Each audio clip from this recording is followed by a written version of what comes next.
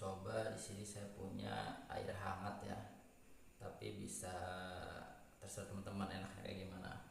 Jadi tipsnya itu kita pakai madu teman-teman. Kita pakai madu. Kenapa pakai madu? Karena emang kan di dalam Quran juga sudah tercantum ya ayat tentang lebah ya. Nah, nanti spillnya ayatnya di sini ya. Nah, bisa dibacakan ayatnya di sini, kita spill. Nah, ini madu sangat bermanfaat ya untuk kesehatan, menjaga kesehatan. Teman-teman bisa campur langsung dengan air hangat atau langsung diminum madunya ya. Kalau saya lebih suka dicampur dengan air hangat, kira-kira 1 sendok cukup. 1 sendok aja cukup.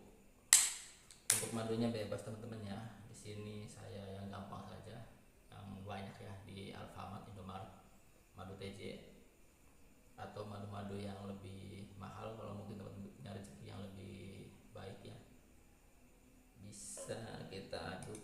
Nah,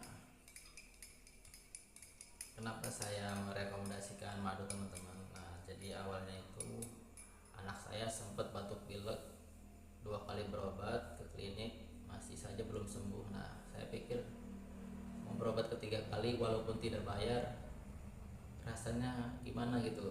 Anak harus minum obat-obat dari klinik terus ya, takut tidak bagus buat kesehatan badannya. Jadi saya coba 2 hari pakai madu, alhamdulillah sembuh.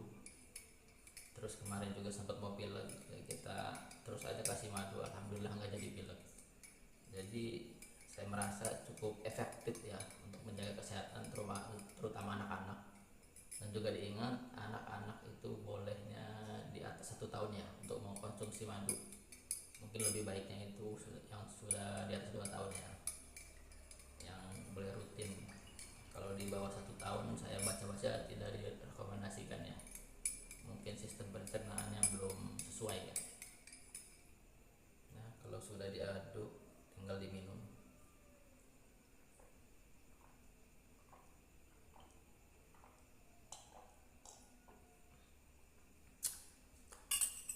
Untuk ini sesuai selera ya, bisa langsung diminum madunya, bisa dicampur dengan susu kalau anaknya suka. Tapi kalau anak saya biasanya pakai air hangat, dia suka.